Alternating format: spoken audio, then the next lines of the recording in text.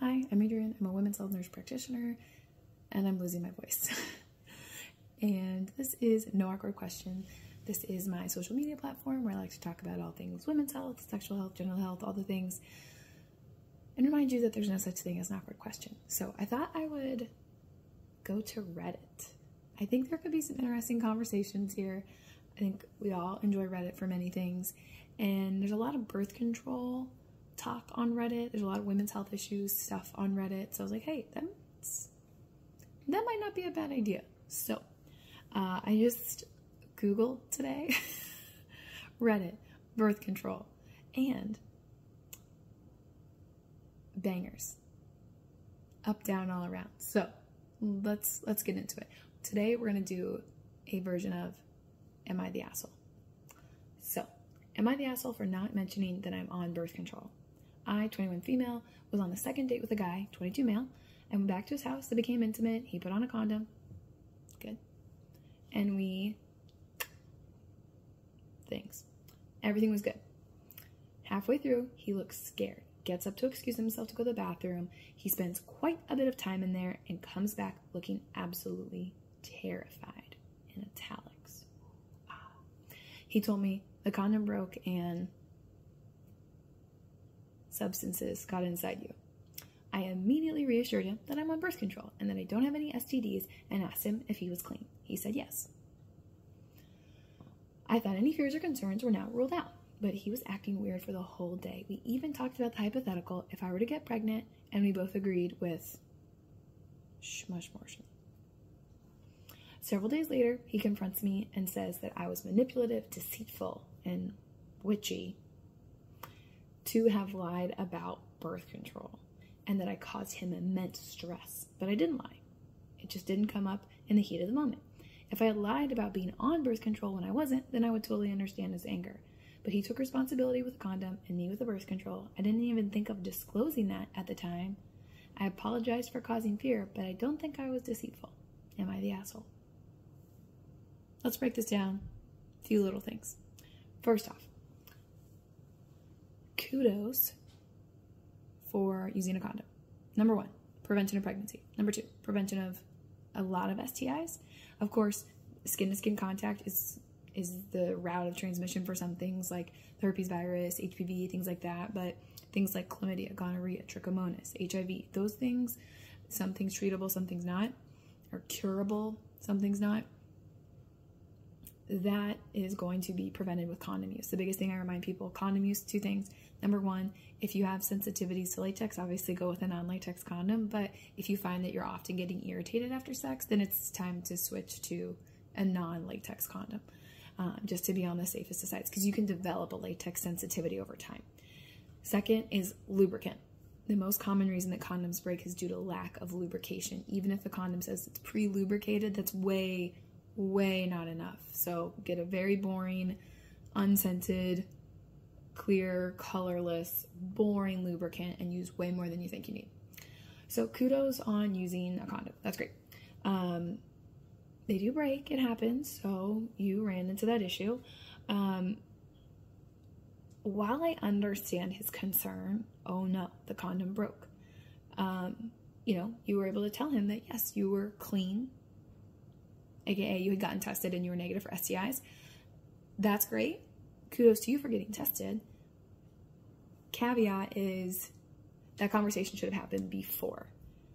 While I understand, I sound like an older person and your healthcare provider, but that's who I am. So that conversation should be had first before you actually have sex. You should say, okay, here are my receipts. Have you been tested? Oh, you haven't.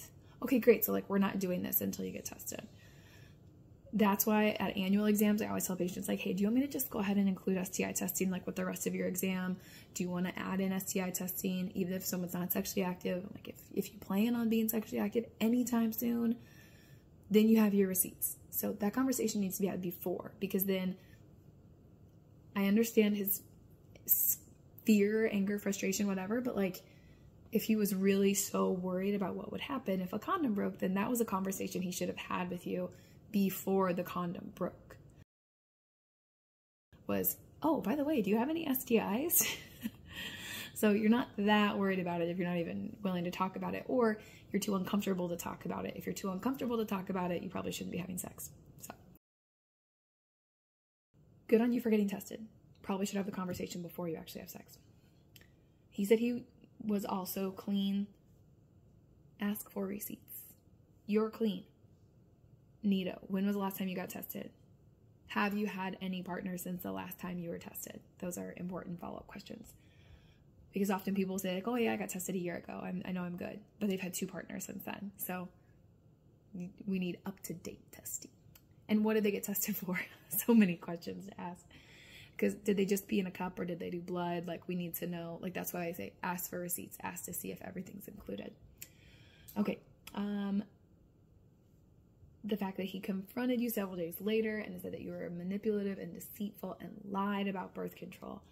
I don't agree with him. I don't agree with him at all there because, again, if it was so incredibly important to him to know if you were on birth control, then he should have asked. I tell patients this all the time. I'm like, because I have the majority female patients, guys aren't asking, are you on birth control? And a lot of times not using a condom, like in this scenario. So they're just like hoping that you're on birth control, or like not even a thought in their mind. I always tell people, like, is not asking worth child support in case someone's not? Or like there are follow-up questions there too. Like, oh, you're on the pill. Do you take it every day at the same time every day? Oh, you use the ring, the patch. Are you using it effectively? You have an implant or an IUD. Is it expired? So many questions. So if it was that important to him, he probably should have asked first. And it is not, I don't think it's 100% your responsibility to stop everything and say, okay, here are my receipts. Here's my birth control method. La-di-da-di. But it sounds like if you wanted to continue to date people like him, that's what you would have to do. So, because either he's not thinking about it until after the fact, or he's not comfortable enough to talk about it, and that's a problem. Like, what else is he not comfortable to talk about? Comfortable enough to talk about. So that's kind of important. And I agree with you on here. If I had lied about being on birth control, then when I wasn't, then I'd understand the anger. Exactly. If you said, oh yeah, don't worry about it. We don't need a condom because I'm on birth control. Or like, oh, it's not a really big deal that the condom broke because I'm on birth control and you really weren't. That's not okay. Those things, like lying about your birth control or lying about putting on a condom, is actually reproductive coercion. So that's not okay if it's coming from a male or a female side, either way. Obviously, we hear the most about, a guy taking a condom off because that happens sometimes. It's not great. But of course, it could happen on the other end too. Women could say, hey, I am definitely on birth control when they're not. So my ruling with my gavel here that I don't have, you're not the asshole, my friend. We learned some things here. Talk about STI testing before you have sex. Make sure you have full panel testing. Make sure that you see the receipts of your partner. We're not just trusting that, oh, yeah, I swear I'm good. And then maybe talking about birth control before you even have sex, because some people are not going to be comfortable enough to bring it up. And if they're not comfortable enough to bring it up, maybe you shouldn't have sex with them. Not the asshole. Don't forget to like, comment, subscribe, share with all your friends. And remember, there's no such thing as an awkward question.